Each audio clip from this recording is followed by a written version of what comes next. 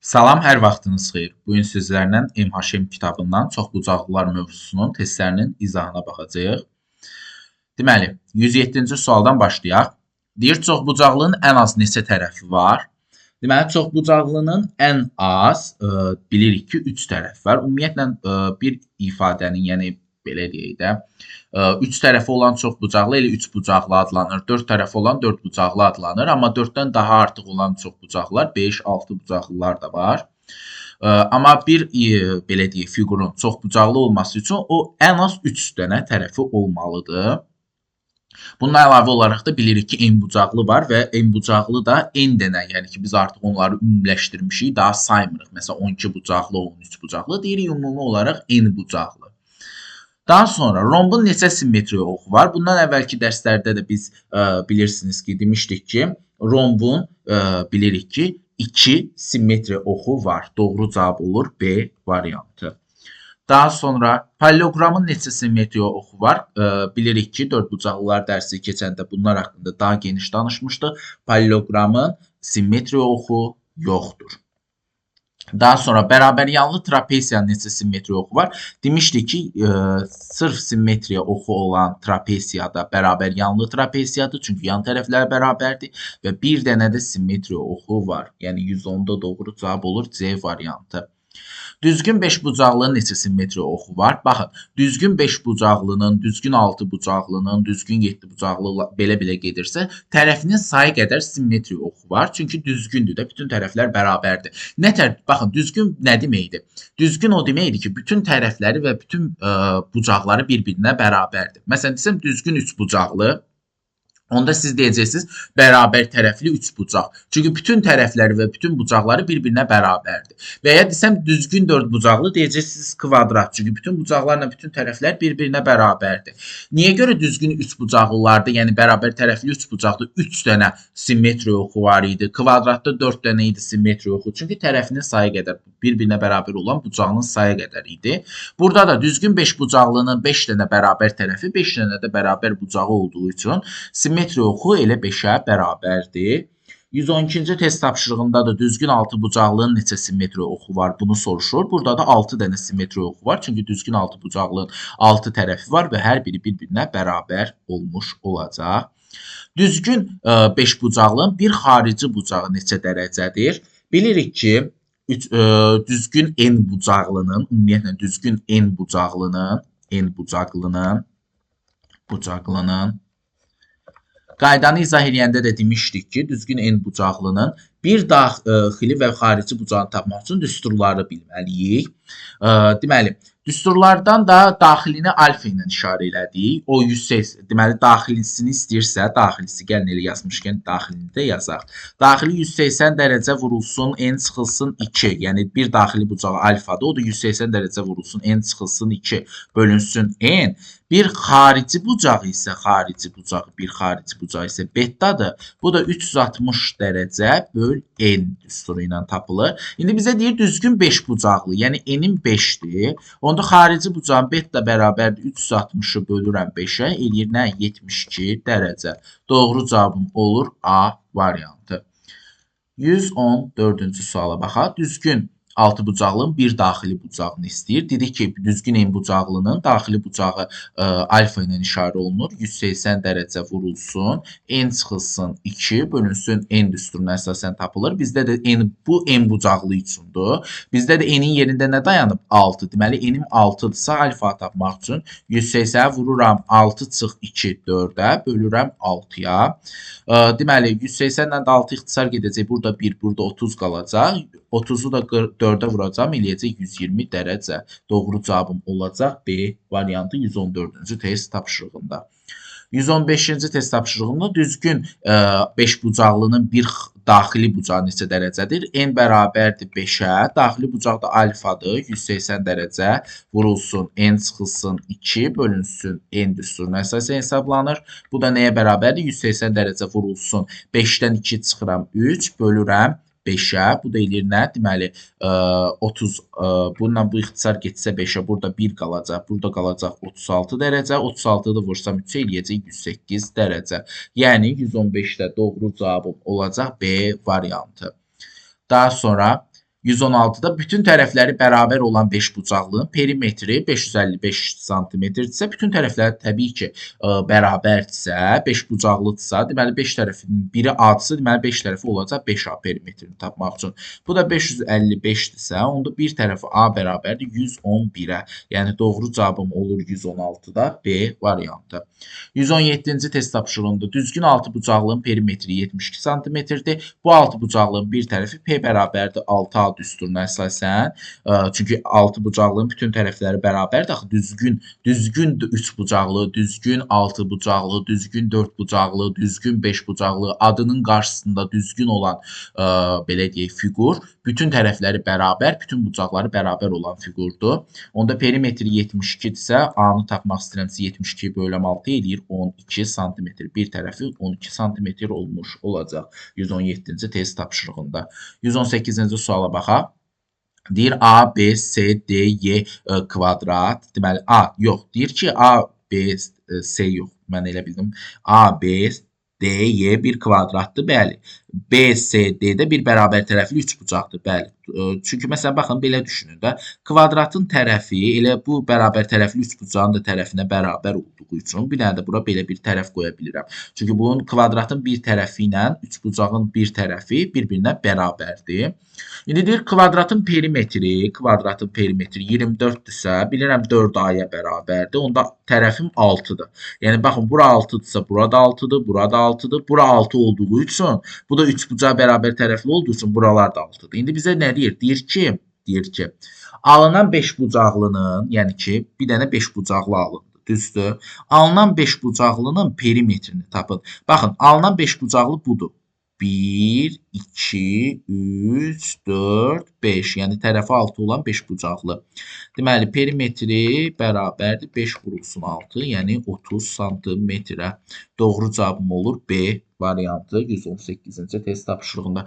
Daha götürüb bunun perimetri 18 eləyir, bunun perimetri 24 eləyir. Bu ikisini toplayayım deyə düşünməyin ha. Çünki bunların ortaq tərəfi var. Ortaq tərəflər varsa perimetrləri cəmi alınan fiquru verməyəcək.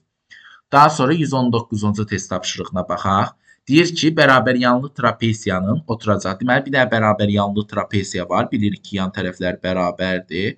Bərabər yanlı trapesiyanın oturacaqları 16 və 10-dur. Böyük oturacaq aşağıdadır, kiçik oturacaq yuxarıdadır. Deyir, yan tərəflər isə 8-dir. Yəni, yan tərəfin biri 8-dirsə, bərabər yanlıdır, axı digəri də 8-dir. Perimetrini tapmaq üçün 4 tərəfi toplamalıyım. 8 üstə gəl 10, üstə gəl 8, üstə gəl 16. Deməli, doğru cavab nə eləyəcək? 16, 16, 32 üstə də 10 gələndə 42 sm. 119-cu test tapşırığında doğru cavab D variantı. Daha sonra 120-ci test tapşırığına baxaq. A, B, C, D, Y, F düzgün 6 bucaqlı. A, B, K, L, M isə düzgün 5 bucaqlıdır. Deməli, bizə nə deyir? Deyir ki, alfanı tapın. Baxın, alfa o deməkdir ki, düzgün 6 bucaqlığın daxilində düzgün bir dənə 5 bucaqlı çəkilib və məsələn, baxın, düzgün 6 bucaqlığın bucağı, daxili bucağı budursa, qırmızı ilə işarə eləsəm, düzgün 5 bucaqlığın daxili bucağı bu qarı ilə işarə elədiyimdir. Yəni, düzgün 6 bucaqlığın bir daxili bucağından, düzgün 5 bucaqlığın bir daxili bucağını çıxsam, cavab eləyəcək alfanın qiyməti. Məsələn, gəlin baxaq. Düzgün 6 bucaqlının, yəni n6-ya bərabər olanda bir daxili bucağı, yəni alfanı tapaq. 180 dərəcə vurulsun, n çıxılsın 2, bölünsün n düsturuna əsasən. 180 dərəcə vurulsun 4, bölünsün 6. Eləyir 120 dərəcə. Yəni, sən demə, baxın, buradan bura qədər 120 imiş. Eyni ilə buradan bura, buradan bura, buradan bura, buralar 120 dərəcə imiş. Düzdür? İndi isə gəlin qarı ilə da düzgün 5 bucaqlının tapaq bir daxili bucağını. Bunu da alfa ştrixlə işarə eləsəm. Bunu gəlin belə eləyək. Bu alfa 1 olsun. Qırmızı ilə yazdım. Çünki alfa ilə qarışdırmayın. Gəlin bunu alfa 1 eləyək. Alfa 1. Bunu da gəlin eləyək alfa 2. Düzdür? Bu da olsun alfa 2 qarı ilə. Alfa 2 də 5 bucaqlınındır. Deməli, 180 vurulsun, n çıxılsın 2, bölünsün n. Bu da nəyə bərabərdir? 180 vurulsun 3, bölünsün 5. Bu da eləyir neçə? Deməli, 540 bölürəm 5-ə 108 dərəcə. Deməli, bu qara da balacadır 108 dərəcədir. Bu 108 dərəcədir. Bu ümumi 120 dərəcədir. Onda bu alfa necə tapırıq? 108 dərəcə ilə alfanın cəmi verməlidir bizə 120 dərəcəni. Onda alfanı necə tapırıq? 120 dərəcədən çıxıram 108 dərəcəni. Eləyir 12 dərəcə. Doğru cavabım olur B variantı. Daha sonra baxaq 121-ci test tapşırığına. Deməli deyir A, B, C, D, Y, F düzgün altıbucaqlıdır. Yuxarıda verilənlərə görə alfanı tapın. Baxın, düzgün altıbucaqlıdırsa, gəlin bir daxili bucağını tapaq ki, gəlin görək bu daxili bucağa görə biz nələri bilə bilərik. Məsələn, düzgün altıbucaqlığın 180 vurulsun, n çıxılsın 2 bölünsün n düsturuna əsasən daxili bucaqlarından birinin tapa bilərəm.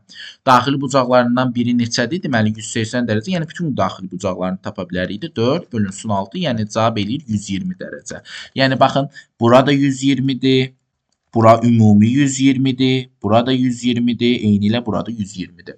İndi bizə nə deyir? Deyir, yuxarıda verilənlərə görə alfa bucağını neçə dərəcədir? Alfa bucağı neçə dərəcədir? Baxın, bütün tərəflər bilirik ki, düzgün altıbucaqlıda bir-birinə bərabərdir. Yəni, məsələn, bura bərabərdir. Bura, burada. Məsələn, tutaq ki, bura bir beta olsa, eyni ilə burada bir beta olacaq. Düzdür? Eyni ilə bura bir məsələn qamma olsa, tutaq ki, burada bir qamma olacaq. Düzdür? Onda biz bilirik ki, bura 120 dərəcədirsə, baxın, bura bir 120-dirsə, burada bir dənə üçbucaq yaranıb. Qamma olan, burada 120 dərəcə olan, yəni onda qammanın biri 30-30 düşür ki, cəm eləsin 180 dərəcə. Deməli, qammanın biri 30 dərəcədir. Eyni ilə burada bir dənə də üçbucaq yaranır. Bunu da qırmızı ilə baxın çəkirəm. Yaranmış bu üçbucaq da bilirəm ki, bunun bütün tərəfi 120-dir. Onda bu beta da 60-60'dır da, düzdür? Çünki burada bir dənə üçbucaq yarandı. Bura beta, burası beta olan, burada 120 dərəcə olan, onda bura 30-30 düşür. 30 dərəcə, 30 dərəcə. Beta da bərabərdir 30 dərəcəyə. Alfa da tapmaq istəyirəmsə, burada bilirəm 120 dərəcədir. Onda deməli alfa, beta, qammanın cəmi də 120 dərəcədir. Onda biz bildik axı beta da 30'dur, belə deyək, qamma da 30'dur. Onda alfa tapmaq üçün 30-30 60 bərabərdir 120-də. Onda alfa da tapmaq istəyirəmsə, alfa da bərabərdir 60 dərəcəyə. Doğru cavabım olur 121-də A variantı.